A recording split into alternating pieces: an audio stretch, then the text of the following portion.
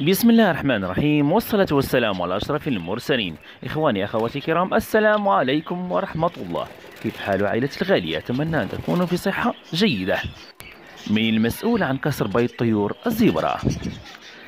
مرحبا أحبابي الغاليين، في هذا الفيديو كتتم لسلسلة سؤال وجواب لطيور الزبرة.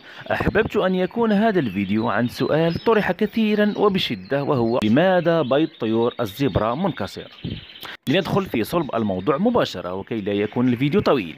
السبب الأول، وهو في الذكر، هو الذي يدخل العش فيكسر البيض أو يقتل الفراخ من أجل أن تخرج الأنثى كي يتزاوج معها. السبب الثاني، عدم وجود خبرة كافية لأنثى الأم في الحضن أو في كثرة الحركة، مما يؤدي إلى كسر البيض.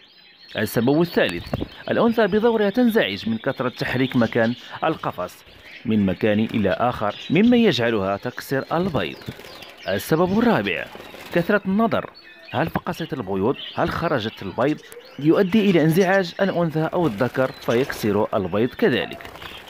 السبب الخامس، هناك نوع من الطيور لا خبرة كافية في معرفة البيض هل هو مخصب أم لا، وإذا كان غير مخصب فإنها تأكل البيض أو تكسر البيض ثم تأكله.